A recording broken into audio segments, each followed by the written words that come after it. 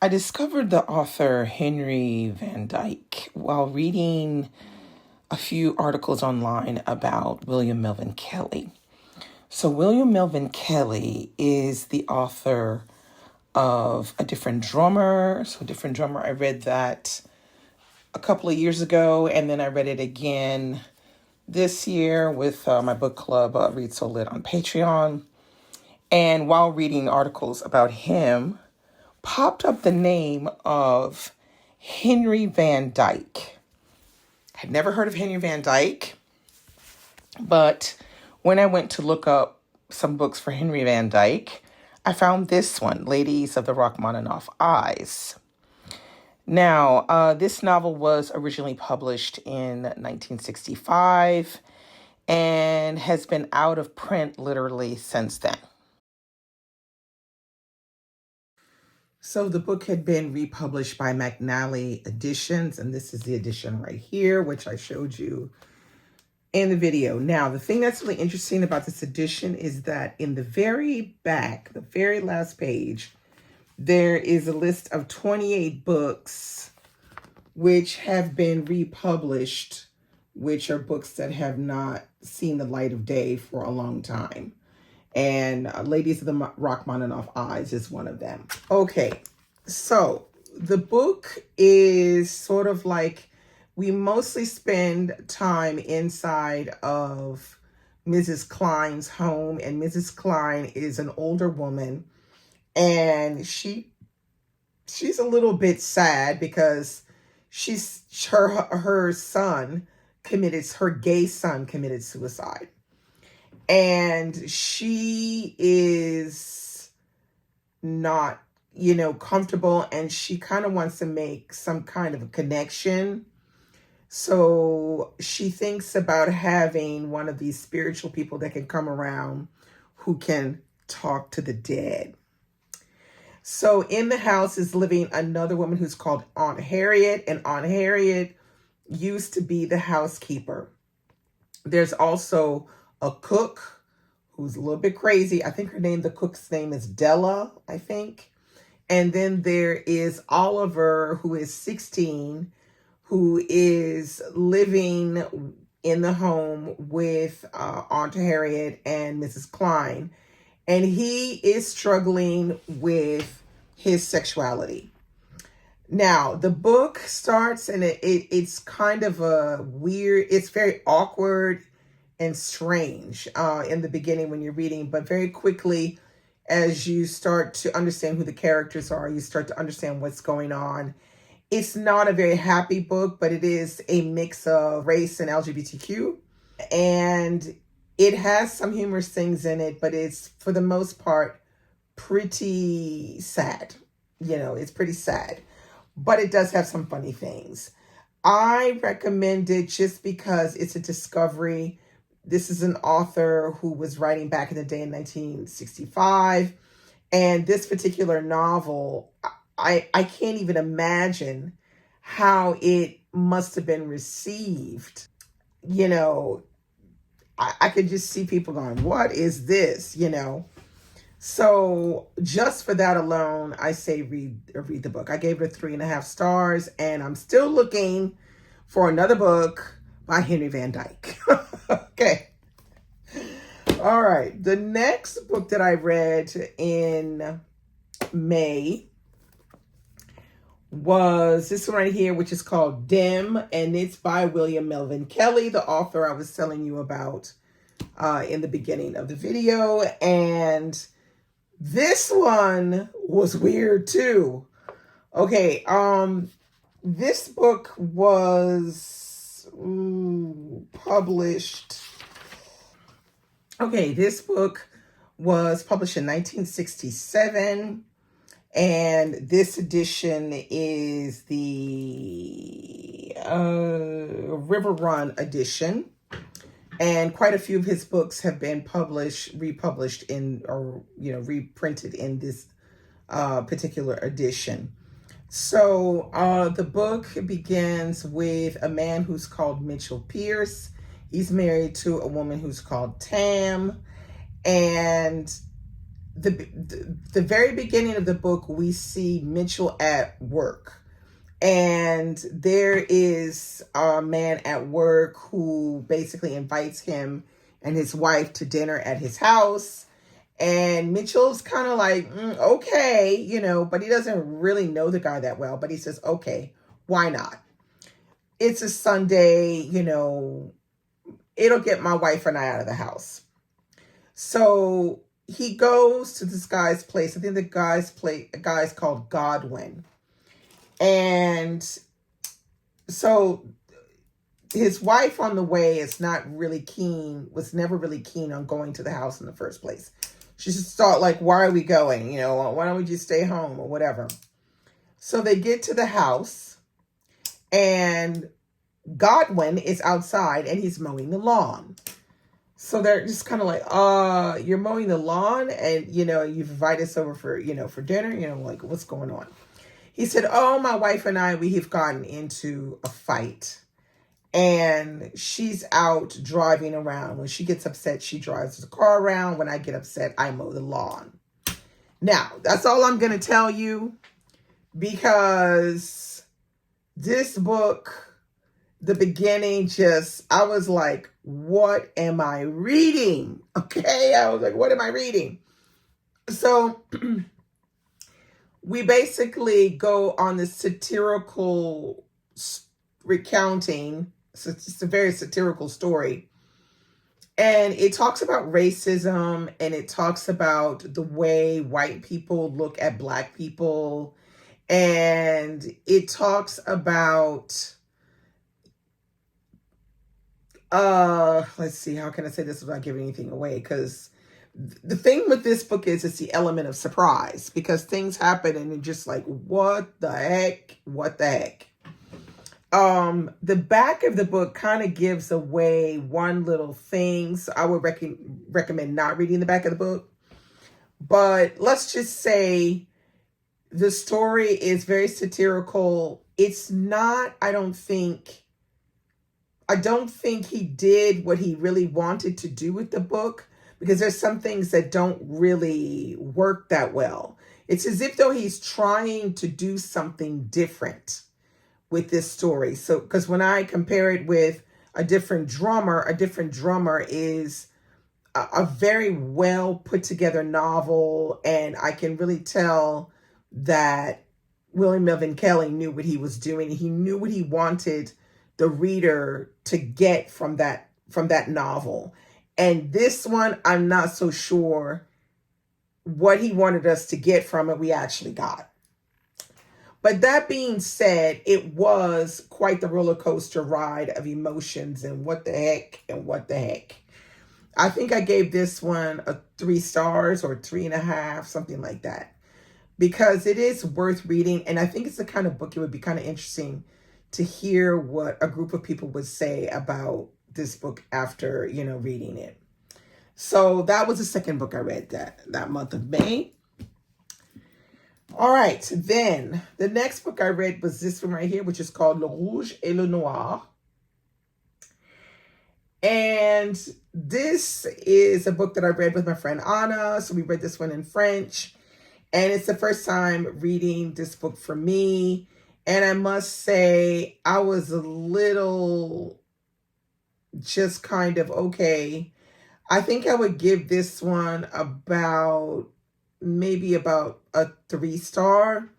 So basically, the Rouge Noir, it is a story about a guy who's called Julien Sorel. And Julien is a very intelligent young man who grows up in a family where they're all farmers. They all work with their hands. They're not educated. And he is very smart and can go to school and does really well at school. But he's never going to be his dad's favorite because he doesn't work with his hands. So what winds up happening is the father, along with someone else in their village, help get him a job working as a tutor teaching this family's sons. They have two boys, and so he teaches the boys Latin and some other stuff. So the thing is, while he's there, he starts kind of falling for his boss, for the wife, you know? And this takes us on a whole journey, like a whole journey. And so essentially this story winds up being, I would say, like some kind of a weird love triangle. It's not like a typical love triangle what we get in, I guess, in romance novels and stuff. It's another kind of love triangle. And this idea of the red and the black is this idea of the red is the passion and the, acting without thought and that kind of thing. And then noir is, which it's more ecclesiastical, more religious, more pious, that kind of thing. And so throughout the novel, we have moments of red and moments of black. Now, the guy, he really wants to get with a rich woman, is what he really wants. The first woman, he can't get with her because she's already married with kids. But guess what?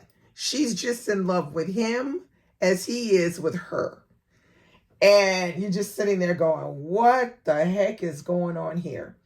But that being said, the story goes through lots of ups and downs, and we see how this character grows. He grows into a man who is much more sure of himself, but he still makes bad decisions when it comes to women and falling in love and things like that.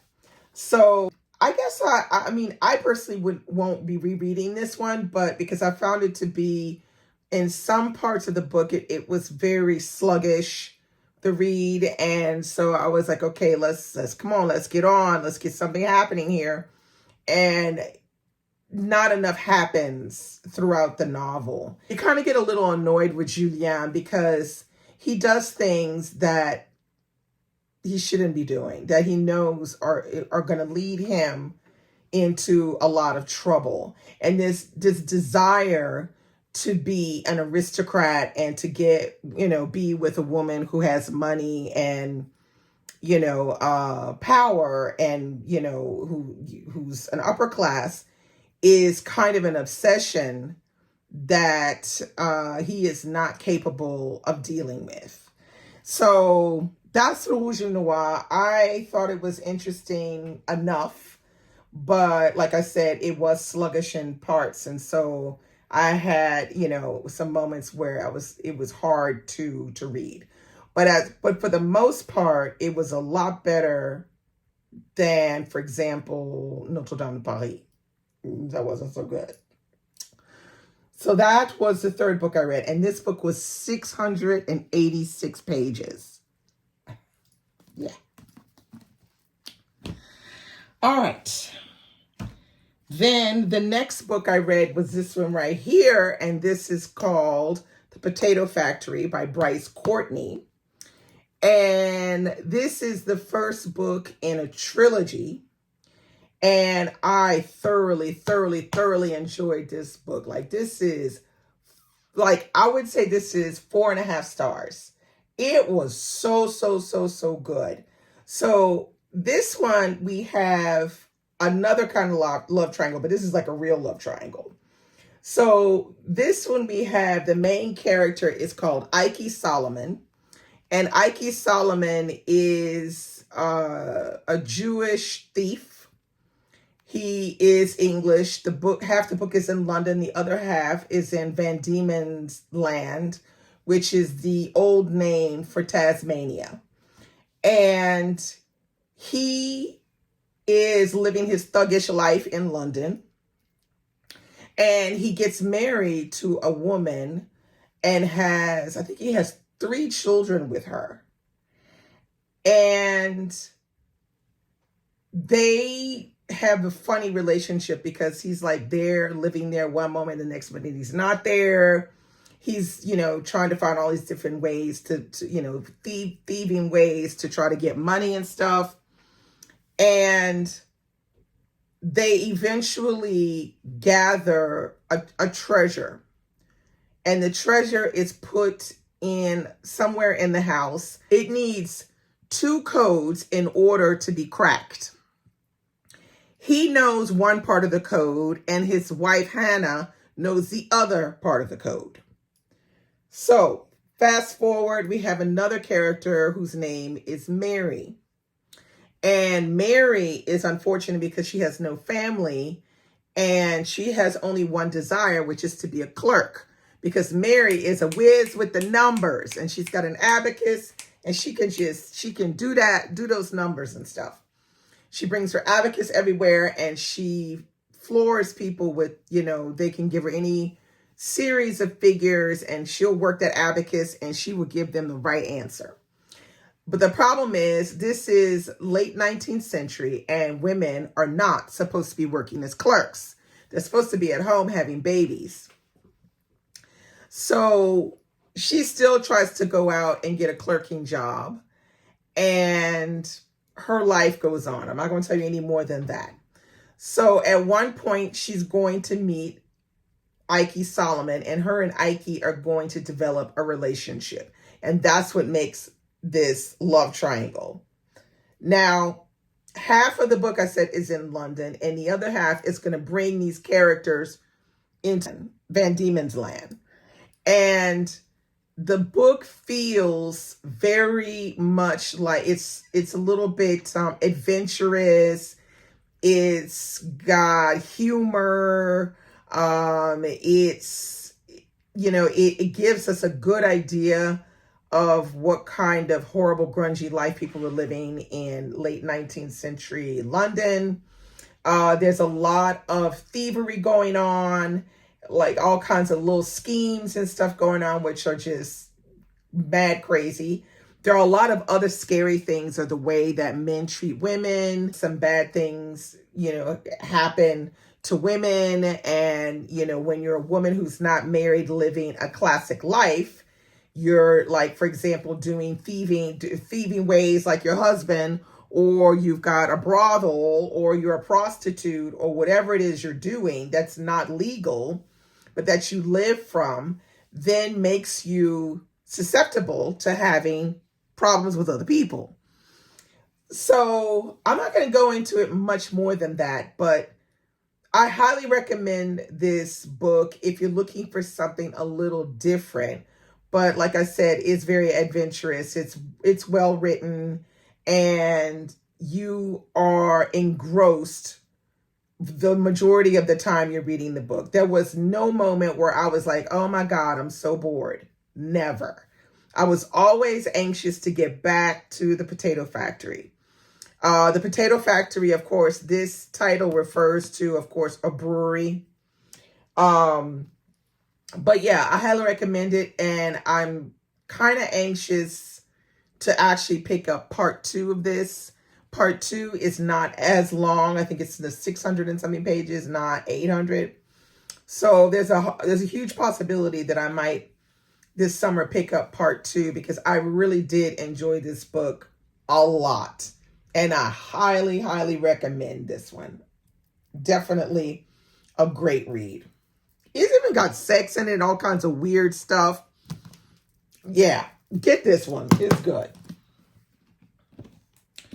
All right. The last book I read was this one right here, which is called The Narrows. We have a main character who's called Link, and Link does not have family. So he is subsequently raised on 2 sides of the street. One side with a couple in a normal house and everything, and the other side in a bar, the local bar. And there is one day, because Link, you have to realize Link is a very interesting character. He is educated. He's very good looking. And he kind of gives off that kind of carefree vibe. So on one foggy evening, Link meets up with a woman. He hears the woman like running like she's running away from someone. Now, the Narrows is the black side of town, okay? So there are no white people on this side of town. So he hears the woman running, and so he kind of, helps her and says, oh, are you all right? And from there, he asks her, he says, oh, why don't you just come to the bar, we'll have a drink. So they go to the bar to have a drink, and when they get into the bar, that's when Link realizes this woman is white. She's not black. So already, as a reader, you're thinking, well, what is old girl doing in the Narrows? Because we very quickly realize that she's not just some white woman. She's a white woman with a lot of money and a lot of power because her family owns, some big, multinational or something or whatever. And so she's not a nobody rich white woman. Young, rich white woman. She's not anybody. And what we have here is Ann Petrie's way of talking about the separation in neighborhoods, the separations between black people and white people, how black people who work for white people, how they perceive other black people and other white people. It's just done really wonderfully. There are a lot of different males in the book, some that are better examples for Link than others. There are also a lot of different other aspects that are going on in the book. So you have other minor characters who are involved or to a certain extent with other minor characters in the book. And it makes for a lot of messiness, and we're very unsure about what's going to happen next. This is quite a thick book. It's about 513 pages. And I must admit, the worst part of this reading is the beginning of the book. So the first quarter of the book, there's a lot of confusion for you as a reader. When you're reading it, you're like, wait, what's going on? Like, you're not sure what you're reading. You don't understand really what's going on. You might even have to double back on a few pages to read and see if you can understand better what's going on. But I think once we discussed it in the Read to Lit book club on Patreon, we all kind of got what was going on. Some of us didn't like reading that because it just felt a little on the confusing side, but we could see what she was doing, Ann Petrie. I highly recommend this book. It's stunning. The writing is, oh my goodness. Ann Petrie was such a wonderful writer and storyteller because she understood white people and she understood black people. And she was able, in this particular story, to really show the difficulty of blacks and whites to really be together, to really be doing things together. Like, for example, it's difficult being a black person working for a white person because they might ask you to do something that you wouldn't want to do.